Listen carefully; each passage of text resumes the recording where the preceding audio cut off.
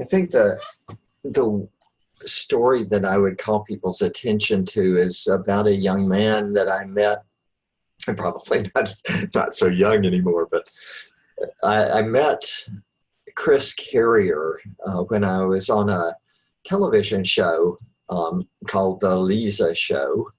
And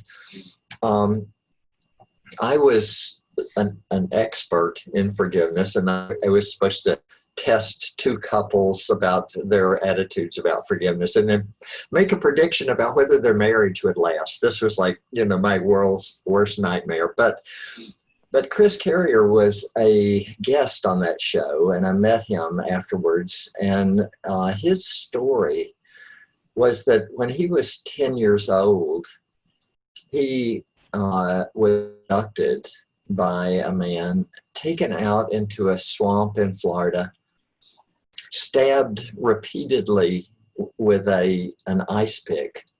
And then when he said, I was lying there under the skies, he's stabbing me. And I said, why are you doing this? Why are you doing this? And he said, yeah, I shouldn't do this. And so he said, I'll take you home. And he took me out to the pickup truck. And as I stepped up on the running board to get into the truck, he pulled a gun and put it against my head and shot me.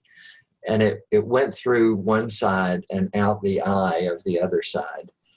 And then Chris said, I woke up and I was disoriented. I was in the swamp, and it was later. And but I obviously lived.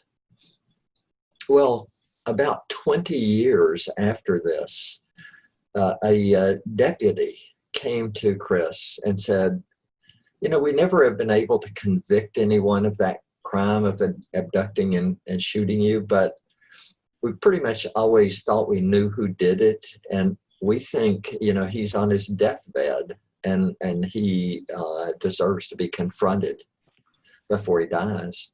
So he took Chris out to this trailer, and this old man who was very ill, Chris recognized as the guy who had indeed abducted him.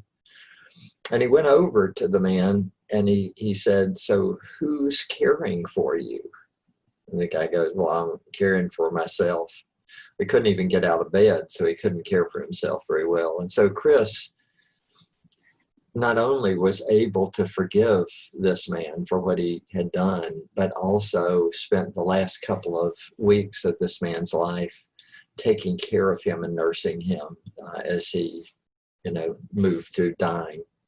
So I think that's one of the most inspiring stories, personal stories that I've ever heard. And Chris Carrier is one of my heroes of forgiveness.